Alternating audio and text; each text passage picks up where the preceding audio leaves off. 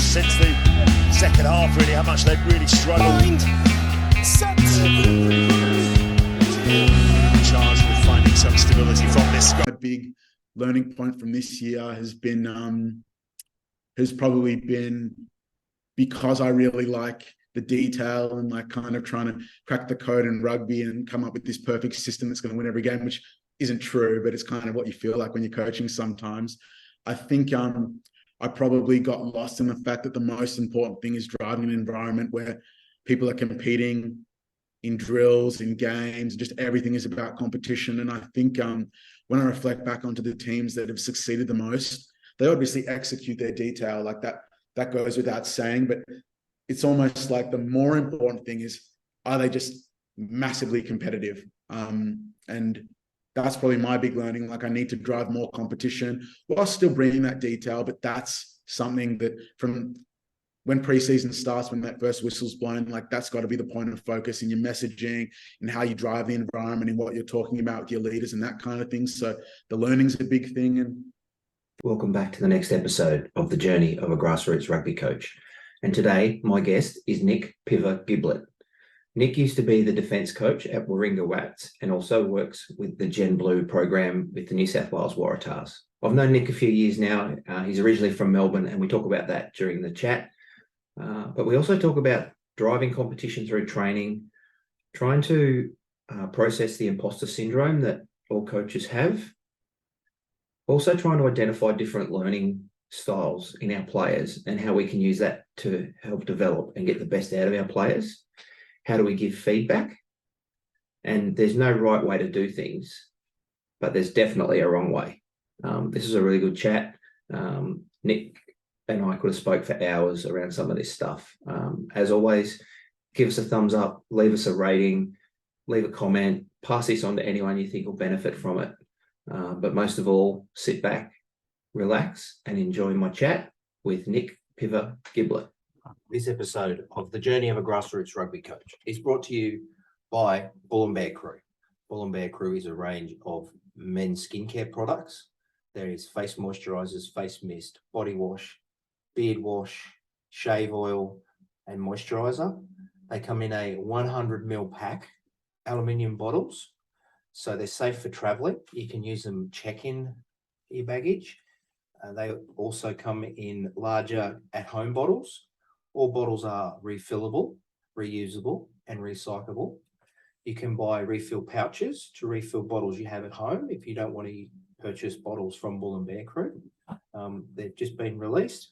A great product, all natural, or vegan, tested on men, not on animals, all that good stuff.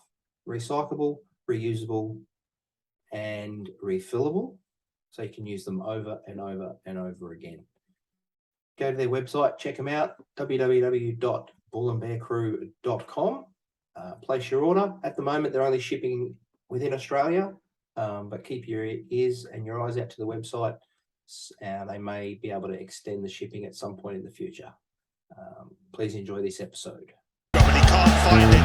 That's a mighty shot. A mighty Mark Lester. All right, mate. Well, let's make a start and we'll see where it takes us. So, thanks, Nick, for joining me. Just for the people that don't know you, who are you, where are you, and what's your involvement in the grassroots game? Yeah, cool. So my name's Nick Piva-Giblett. I'm a D coach. I've been coaching pretty much as long as I could coach. So finished school, started coaching at my high school, and have done that ever since. I'm a coach that came through the Melbourne pathway, so it's a pretty small community there that I feel really, really lucky to have come from. It's passionate. Everybody knows each other. It's got, I guess, a strong cultural influence through a whole number of different cultures, which is really, really cool to be a part of. And I guess I came through that pathway, coaching school, then I guess when I wanted to coach a little bit more seriously, coaching club, coaching Rebels pathway stuff through there. And it's really cool to see what some of the boys that I had the opportunity to have some contact with through that pathway are achieving now. Like they're doing great things for all sorts of different, in all sorts of different places, which is really cool to see. But yeah, and then a few years ago, I probably decided that the Melbourne community, whilst it is home There was a little bit more opportunities to challenge myself in some ways in Sydney and Brisbane, and I ended up on the back end of COVID moving up to Sydney for a work opportunity, and picked up the phone and called everyone that would listen, and landed at a club called Warringah Rats for the last 3 years. And I guess I've recently had a little bit of involvement in the Waratahs pathway Gen Blue too. So that's what I'm up to. Yeah, nice. And we've known each other through that pathway for a number of years. At that junior, I think it was Junior Gold Cup back then. I don't know what it's called anymore. So yeah, I know a few of the Rats boys as well. So that's how we know each other. So you said you started coaching out of school. What interests you, or what got you into coaching in the first place? Yeah, it's a good question. A couple of different things. Firstly, coaching footy at my high school is a lot better than working at Coles. I don't think that's a controversial thing to say. The sports department is pretty good. So touch footy in the summer and rugby in the winter has a little bit of money in the uni students' coffers, which is quite cool. But I think more than that, I came to the game just because my mates played it at school and said, give this a try, fell in love with it. And I think what I was always interested in is just like what makes environments successful. Like I'm a real nerd for the detail elements of the game, and just it's fun to, I guess, really unpack that with a group and develop them, and I guess get to work with like a bunch of humans too, which is always a challenge, and it's an awesome challenge. So I guess the answer of why coaching is because the set of challenges in our great and very complicated game, combined with the human elements, combined with like the experience of success with that group, it's just a really cool thing. Yeah, nice. And yeah, you're right, mate. Coaching footy straight out of school would be way better than Coles or Macca's. Exactly right. And those opportunities weren't around when I left school, I can tell you. Yeah, no, that's cool, man. So what's some of the lessons that you've learned, or some of the heartbreak that you've had in that coaching role, in whatever it was? And the reason I ask that is because we've all had them.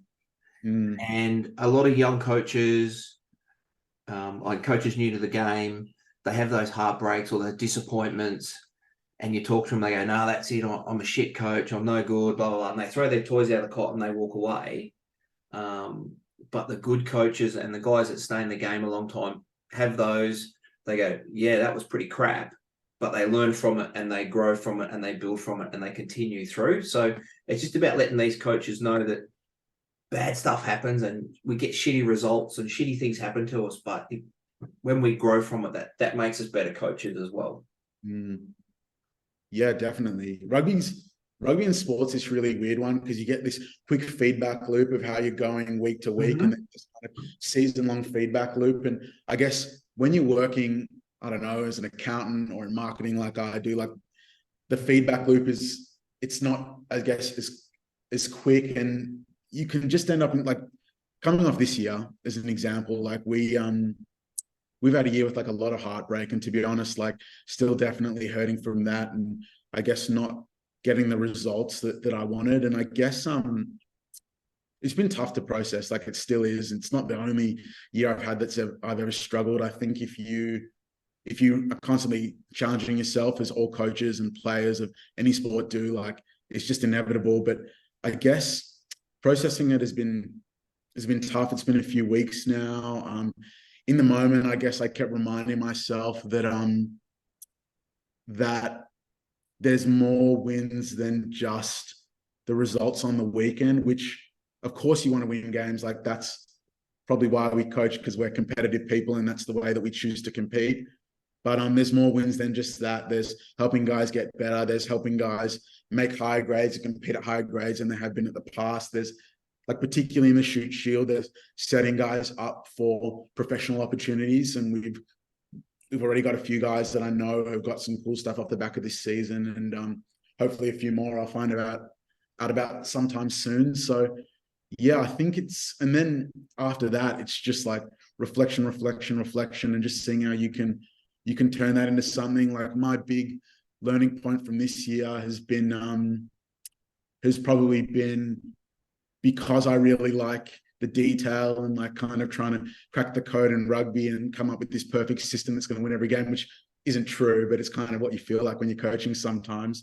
I think I probably got lost in the fact that the most important thing is driving an environment where people are competing in drills, in games, just everything is about competition. And I think when I reflect back onto the teams that have succeeded the most, they obviously execute their detail like that. That goes without saying, but it's almost like the more important thing is, are they just massively competitive? And that's probably my big learning. Like I need to drive more competition while still bringing that detail, but that's something that from when preseason starts, when that first whistle's blown, like that's got to be the point of focus in your messaging and how you drive the environment and what you're talking about with your leaders and that kind of thing. So the learning's a big thing. And probably the last thing I'd say on heartbreak and just struggling with results that don't go your way is like, I think that imposter syndrome, I'll call it, you can call it lots of other things, is just unavoidable. Like I've experienced it pretty fiercely this year. I experienced it pretty fiercely when I was coaching the Xavier College under 15s as an 18-year-old. Like it's and talking to guys who, and you like me are super lucky, like you meet guys that are doing things in the game that I can just aspire to do one day, and then full-time coaches coaching great teams, like they experience exactly the same thing. It's just unavoidable. So I'd say the question, like, what have I learned from? It's just, I don't know, drive competition, process your imposter syndrome as best you can. And you're always going to be a work in progress in that way. Don't not focus on winning, because winning is what this game is about, but also focus on the other wins that can be found. So yeah, that's probably my answer there. Yeah, that imposter syndrome, mate, that's massive. I actually don't think I've talked to a coach that hasn't had it at some point in, and you get to, and like you said, you coach under 15s and you have it, and then you get out of it because you go, yep, I'm good at this. Then you go to the under 17s and you just go, oh shit, there it is again. I'm not good enough, blah, blah. So yeah, mate, it's massive. And I think that's a big hurdle for young coaches, is just to ride the wave, and you're probably like me, the more you learn about the game, the more you realize you don't know about the game, which I think can be quite scary for young coaches, and we don't need to know everything, so no, that's really good, mate. There's some good reflections on that. So you were talking about driving competition through your training and stuff, and I know your passion's defence, and there's a few defence nerds that listen to this. What would your training session look like to drive that competition, as in that defensive area of the game? Yeah, it's a good question. I don't think there's not really one answer. Like it looks like a whole heap of different things. Like one of my most competitive D sessions was literally because I said the team that loses this block washes bibs, and we just had a really great D session, and that's probably pulling the right mental levers with the guys. There's keeping guys accountable at the right things. Like you often got to think about as a coach, like, well, what am I talking about? Therefore, like, what do they think I care about? And if you're constantly talking about like, man, the spacing on our fold needs to be a lot better. This is what it needs to look like. We need to be scanning here. We need to be doing this. Like, it's all correct and it's all absolutely relevant. But at one point, did you talk about, I don't know, like how hard a guy got off the line for his first contact, or were you, when he was getting off the line for that first contact, did you say, man, your foot patterning was really good. I really liked how you controlled your feet. Or did you just say like, mate, you showed a bit of ticker there, like shit, yeah, like, because they're both correct, but you've got to do both. And then it's also a case of like coaches, when you're a good coach, which I aspire to be, you're almost like scaffolding the environment more. Like you're not the environment. You're like just building the things up that lets the environment run. And it's like, if you care about driving intensity around contact, let's say, or just getting up from the ground really quickly, like they're both those really competitive elements that aren't real mathsy, you might be saying to your leaders, like, talk about this, talk about this, talk about this, so you don't have to, because it's not all about you. Like, I mean, those are just some levers you can pull to drive that competition. Like, are you scoring games? Like, that's a really simple one. Are we just doing a drill, or are the teams in 2 different colored bibs, and are you saying green's on 3, red's on 1, just to spark guys up? Like, yeah, no, that's good, man. And we often do that with us is our attack coach will be running a drill, and I'm just standing behind the defensive line barking at them. If we get this ball, we're on. And then all of a sudden, that's, you know, like you said, it's that, oh shit, if we get this ball, we've turned that drill on its head, and we're attacking. And like you said, there's a heap of different ways you can do it, and you just got to know what cattle you've got and what drives them. Definitely. And that's a really good point about, you know, pointing out the small things. I had a player who is a phenomenal defender, and he came up to me after a game. He goes, "Oh, sorry, bully, I missed 2 or 3 tackles today." And I went, "Yeah, mate, but you got 4 pilfers and you slowed their ball down all day, mate. So, you know, don't beat yourself up on the 3 tackles that you missed." Because he was marking himself on the 3 tackles that he missed. And I was just like, yeah, but you did, you know, all these other awesome things. And he walked away and he was just like, yeah, cool. And so sometimes it's about getting their mindset right as well. You know, that sometimes, like little things, slowing their ball down, turning it over, just being a pest at the breakdown. Okay, you missed the tackle, whatever, you know. No, that's good, man. So what would your training environment look like? So if you've got, because like you're at that shoot shield level, so you've got, and I don't know how you structure your training sessions, but when you've got potentially those players that are looking to go on to higher honours, or you can identify those players, then you've got the players that just are there to play 3rd grade or 4th grade, or, you know, play a game and have beers with their mates afterwards. Because you've got to develop them and keep them interested in the game, because they're probably going to be the club president or the guy at the club that does it, you know, a rugby person. So what do your sessions look like? So you keep that player engaged and developing him while trying to push that potential elite player and keep them engaged and improving them as well, because that's a massive challenge for a lot of coaches. Definitely.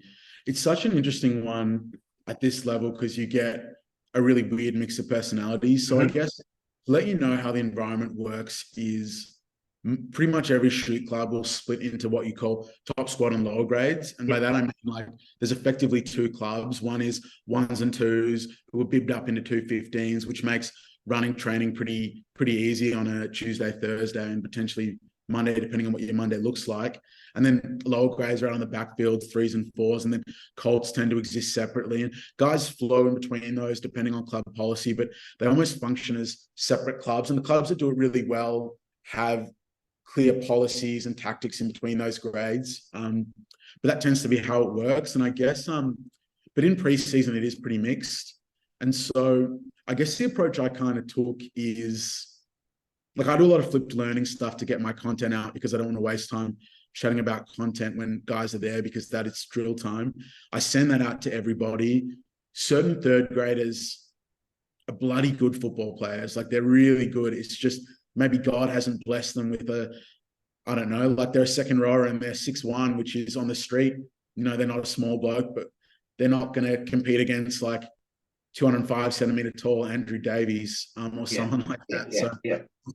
But that doesn't mean that they're not like they love footy. Like, everyone at the shoot shield, even guys playing 3rds and 4ths, are choosing to be at that club, versus like anyone playing 3s or 4s here could go down to a big 6th grade club like Forest or Newport, clubs in the area. There's some huge like 6th grade clubs, and play 1st grade at 3 o'clock on a Saturday in front of a crowd. And, you know, they get the big cheers on Ladies' Day and all that kind of thing, but they choose to play shoot shield for a reason. And I think that's probably because they want a bit of detail. Yeah. So you try to give them that because they deserve it.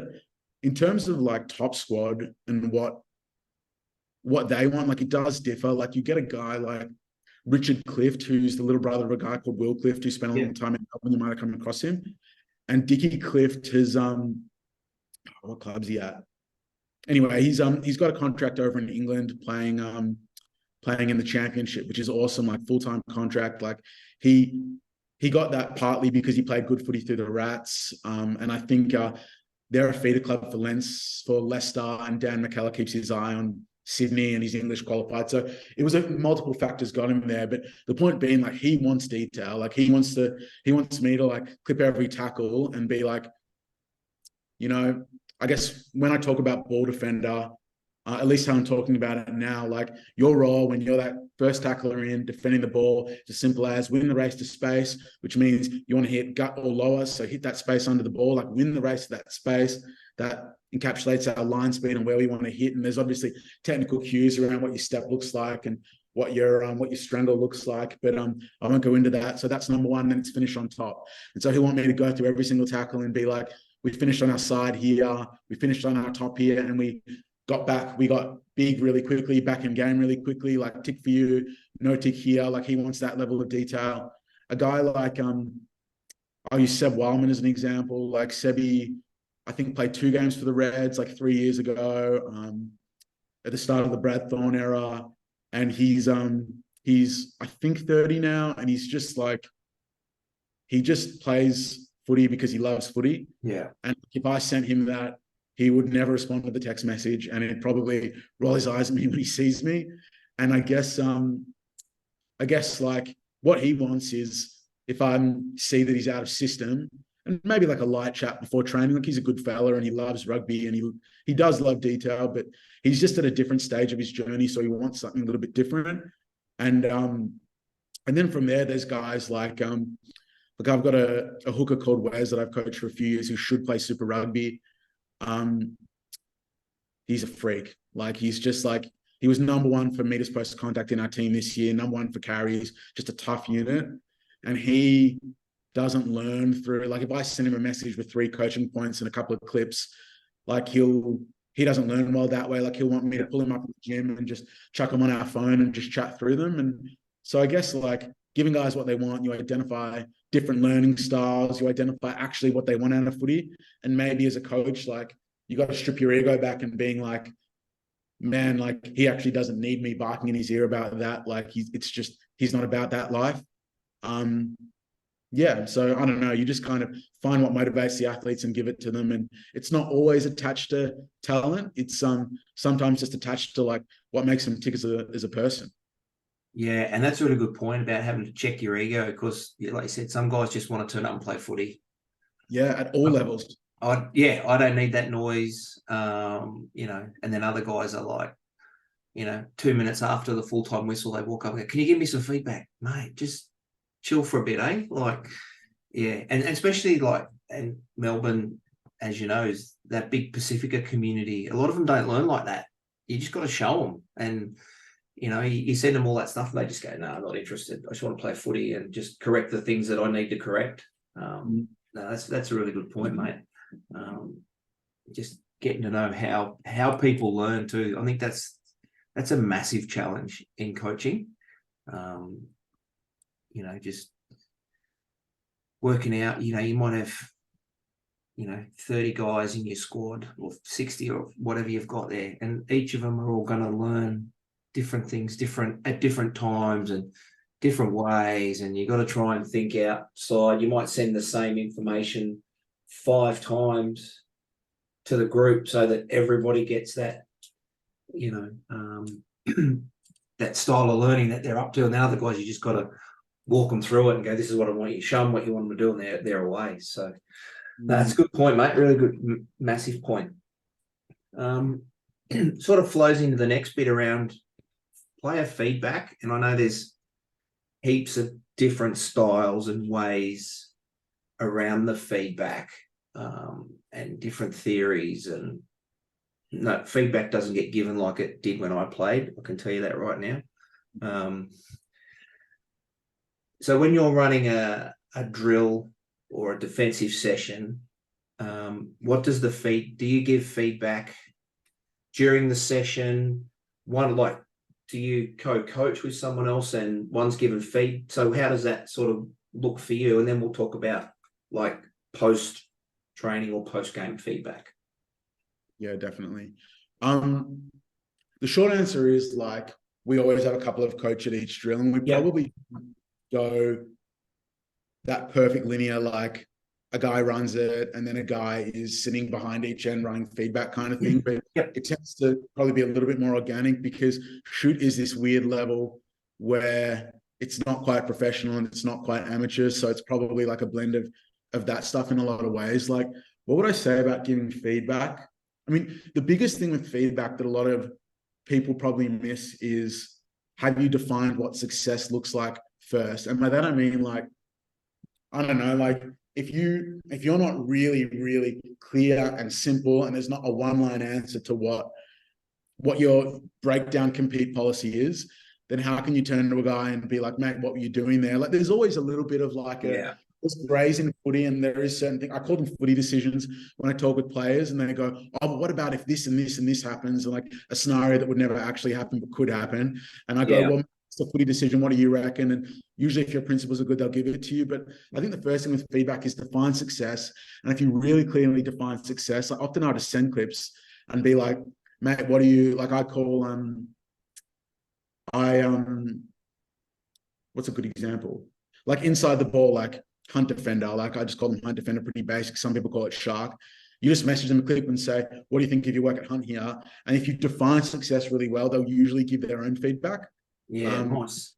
So that's a big one. And I'd say the second one is like, I know that probably in courses and around the place, like people say stuff like shit sandwich, this and that. And, or they say like, they talk about like, well, some guys, you know, they're not great at direct feedback, but I think generally like if feedback's given really simply with a lot of kindness, like people are pretty sweet with it. Like if it's like, hey mate, like, I don't know, like, I need you folding a 10 here, not folding 30. Like, here's our policy.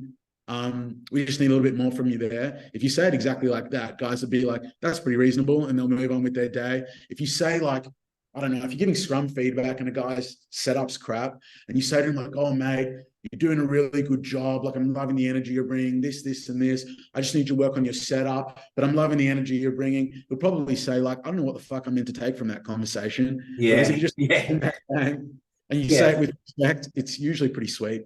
Yeah, no, that's a good point, mate. And you're right. Like, and like when I played, that was shit. Okay, how do I fix that?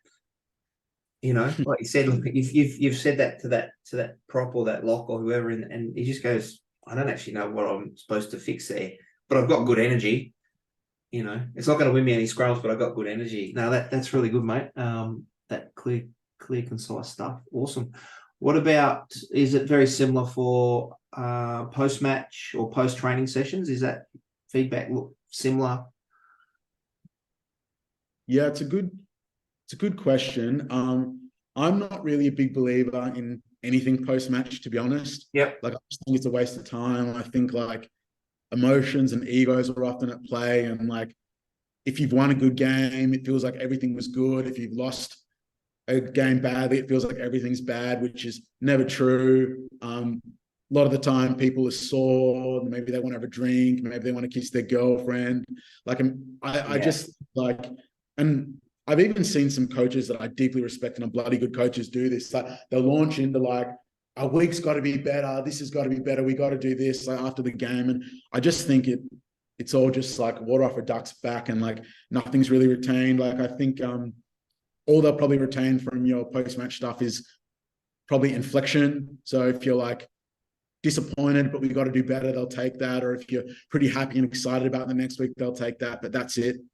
In terms of post-training, like I think I'm a big believer in like live feedback is a really big one. And ultimately, like, even though the guys at shoot level, like I send them a lot of stuff on Huddle, probably more than I should.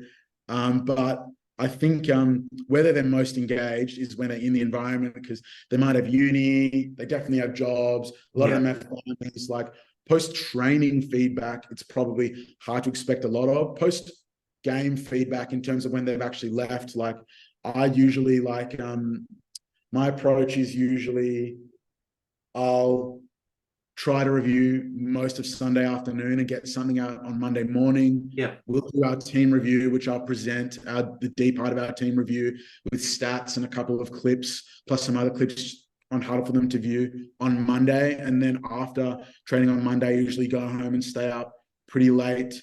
And then I'll send them all at least one individual clip. I used to send them 3, but then I told myself to check my ego and stop. And maybe even one's too much, I don't know. But sometimes it is at least. And that's probably how like my review process looks like. And then I get my preview up on Wednesday.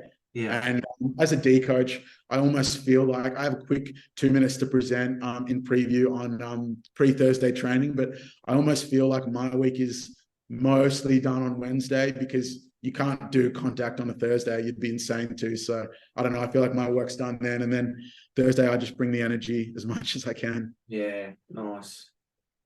Yeah, and I think that's a good point too on that post-game stuff is sometimes you just got to let it sit for 24, 48 hours. I know, like for myself, we often don't get the games on Huddle until Monday, which is good. Like I'd like it earlier, but it just gives you that time just to go and just de-stress everything and just take the emotion out of it. When you're doing a review, to reintroduce yourself to your wife, I guess. You're like, oh, remember me? Yeah, that's what it's like at the moment, mate. Now that the season's just about finished, yeah, there's a woman that lives in the house. Apparently, we've been married for a long time. But yeah, no, it's a never-ending job, mate. Never-ending job. Cool. No, thanks for that, mate. That I'm sure the guys will get some gold out of that. Coach development. So I know we've got coach education. Like you go and sit in the classroom, you do your level 1, 2, 3, 4, etc., etc. And then there's the coach development side of it, the stuff we do away from the classroom. What do you do around coach development for yourself, and what would you recommend for other coaches? Yeah, it's a really good question. I've got this view on coach development that I've seen you started a couple of cool little businesses that you're working on. Well, not little businesses. You started some cool businesses that you're working on, which is really cool. And I think when it comes to entrepreneurship, there's not like PD stuff, or it's not like some linear journey and everyone just kind of like, well, of course it's not linear. And then with coaching, people are like, why isn't there some linear journey for me to go and to learn everything? Yeah. It's kind of a ridiculous expectation. What I do coaching wise is I think chatting to as many people as possible is massive. Yeah. That looks like, I get a lot of value out of just like, I hit guys up on LinkedIn and they almost always say, yeah, when I can get around to it. And probably I would say most of them say yes. And even when I wasn't a really experienced coach, like I've met some really, really cool people through that. In Sydney, the awesome thing is there's probably about 20 times as many coaches. So there's a lot of guys that you can hit up and ask for coffee. Like, I've been lucky to have a couple of coffees with Gilly, who coaches D Waratahs, who's like a really good D coach. And I wouldn't be surprised if he's at test level really, really soon. I mean, he's already doing Jose. Like, he's awesome. All the task coaches are really cool. The shoot shield coaches, like, great people there too. There's a lot of retired guys. There's NRL coaches. Like, one time I hit up, is it Anthony or Andrew Seabolt? Sorry, I'm not a big league. Seabolt, yeah. Yeah, he just lives in Freshie, and I just got coffee with him one morning and just chatted about theming for the week and some of the stuff he did, particularly with the Storm. I think he didn't want to talk Broncos because he'd just come off that, and it was obviously he's kicked on and he's back in the hot seat in the NRL, which is really cool. But people are super generous if you ask them. And I also think when you take those, and situations like this is really good for it, it's also important to have to articulate your ideas to people that are really smart about footy, because once, I guess you get really good with the way you speak about things when you do it a bunch of times, which is basically a lot of what coaching is. And then it's just like consume a shitload of content. Like, there's so much content right now. It's not difficult to find a lot of good content. Like, I'm best with audio content. Like, I just take in more information doing that. Stuff that's massive. Like, there's a lot of good podcasts, yourself included. I really like Chubby's one too. Like, he gets really good. It's great. I love Chubby's Interviewer. Good fella too. Yeah. books, like audiobooks. I really like Coaching Better Every Season. I don't think it's an audiobook actually. Coaching Better Every Season by Wade Gilbert. That's a good one.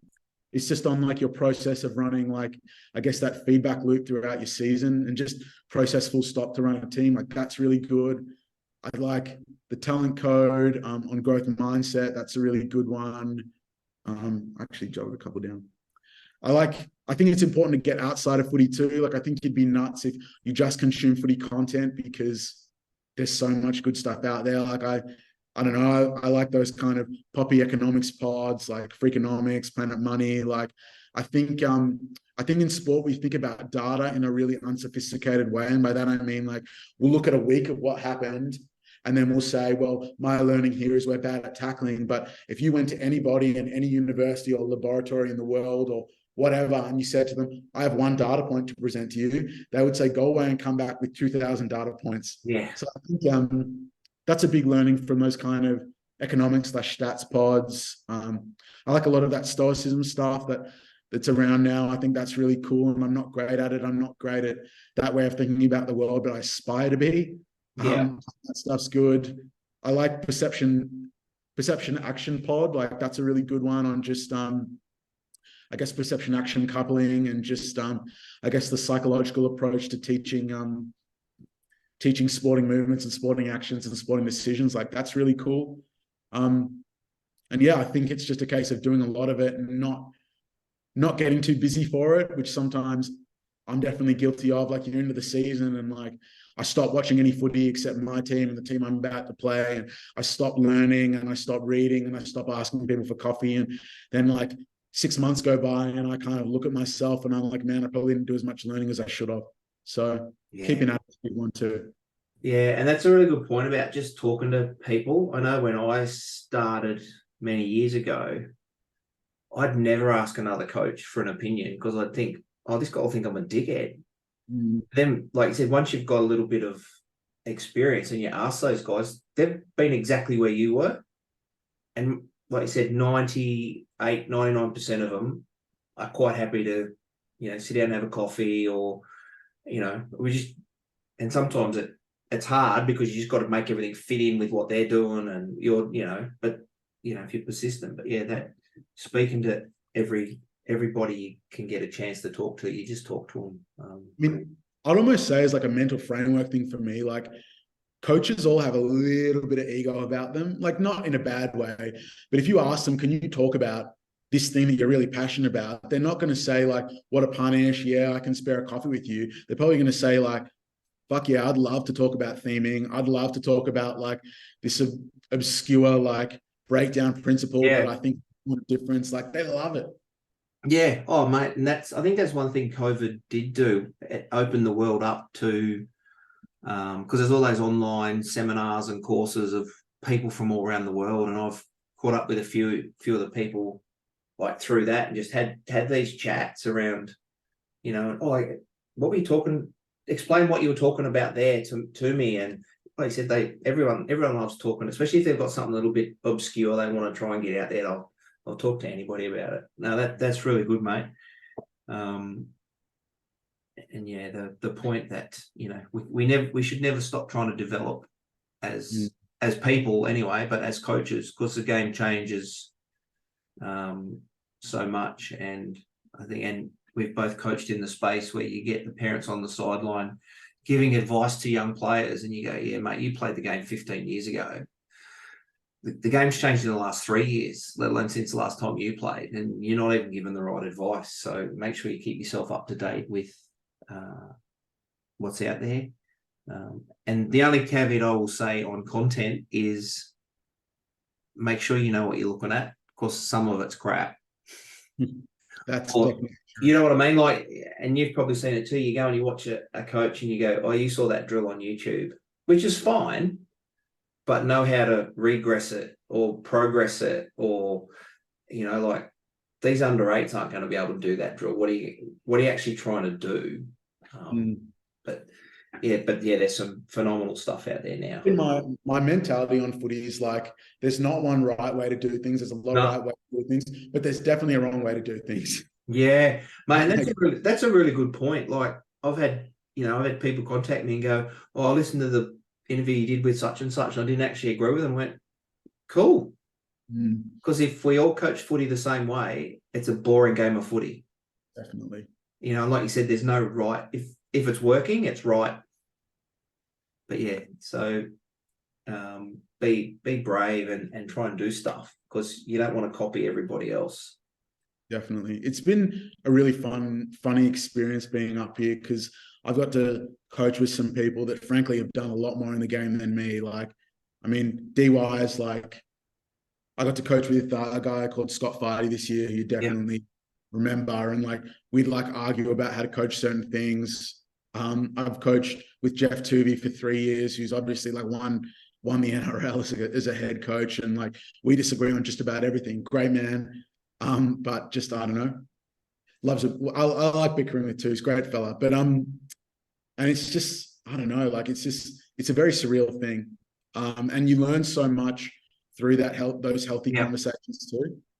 Yeah, mate, that's a really good point. Like the coaching group that I'm with here, mate, we don't always agree, but that's healthy. So who do you got there? You've got Luke, Charlie, and ET, is it? Yeah, so Charlie's on the twos, but we train our ones and twos together. So ET, myself, Luke, and Charlie. And yeah, like we don't always agree on different stuff, but I think that's healthy if it's done like respectfully.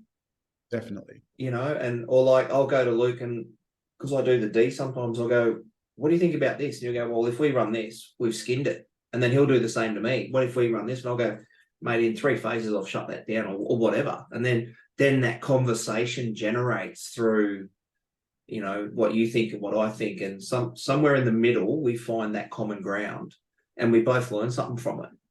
Definitely. Yeah, no, that's a really good thing. As a D coach, there's our more coach for the second half of this year was this guy called Matt McGoldrick, who I bet you'd love to hit up and chat scrums with. Great man, and he would just put everybody into the moldy, and I'd freak the fuck out, because I'm like, what if we see this more peel? What if we see this? What if we see this? And probably what I arrived at is just, well, we're just going to prioritize shutting it down at source, and that's definitely no way to stop it. And it's just like, well, we could stand off it, we could shut it down at source. There's more than one way to skin a cat, and that's what we're doing. There's more than one way to do it, like you said. Yeah, and I think too, like you have those conversations, and we often get caught in our own little, this is what I want to do, and then someone from our side will go, "What about that?" And you go, "Shit, I didn't even think about that. Okay, now I've got to rethink." Or, "Oh no, it's okay, we're going to shut it off at source," or that guy can, but have those constructive conversations in that group of, if it's at a club team or just a group of guys that, can sit down and have a beer and talk footy and argue, I suppose, about different aspects of the game. And I think it keeps us fresh, because we all, like, as you said, mate, we all like talking about ourselves. Definitely. We choose as a hobby to present to groups about a sport every night, and we lose sleep over it, and we get up early to cut clips. Like, we're doing it for a reason. Yeah, and I think too, the important part is there we do all that, and you know what? By Tuesday, mate, the players are over it. We're still stewing on it, but the players are over it. They're looking forward. Yeah. No, that's good, mate. One last one. What advice would you give yourself back in that first year that you started coaching out of school, knowing what you know now? Good question. The competitive environment piece, that's a big one for me. Being more concise, that's a big, I don't know if you noticed it from this chat, it's a constant struggle of mine. Like, I just get on a tangent. And I've known you for a long time, Piv, and I know that is absolutely true. That is definitely true. Kind of, what is it? 2 steps forward, 1 step back sometimes. Just work on processing that imposter syndrome, like we spoke about. Be really keen on that PD. Probably like a big one for me too, I reckon. And I was worse at this in Melbourne, but I could still be better now, is like being better at observing the game and not like getting tied into like the emotional energy from the game. Like, you can be really like, even if you're right that you've kind of, I don't know, like a guy that pilfered the ball didn't have separation from the tackle or whatever, like you could be 100% right. And it's just a case of like, you're just trying to win a game. And so it's got to be, well, if I sit back, like, what's the actual solve here? Do we need to go harder to the breakdown? Do we need to go less hard to the breakdown? Do I need to ask my captain to go up to the referee and politely highlight it?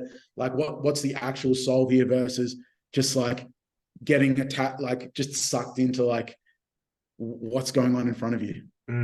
Yeah, no, that's really good, mate. Thanks for that, mate. This has been awesome. Gen Blue, what's your involvement with the Gen Blue and how's that looking? Yeah, I guess a big part is I'm doing D with the 16s group. Yep.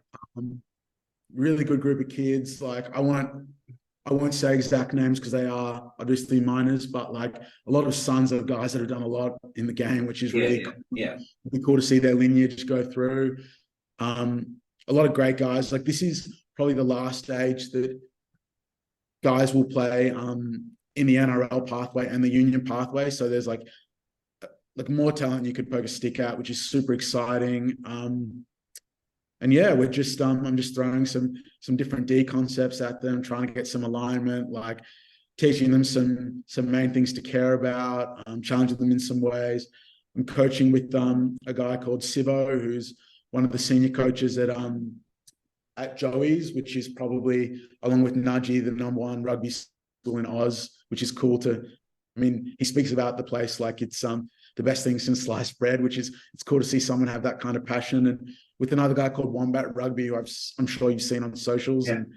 And he's a really, really good coach. Like you can see why he's clocking a lot of views. He's doing some cool stuff. He's doing some stuff with the NRLW now, I think, too, isn't he? Yeah.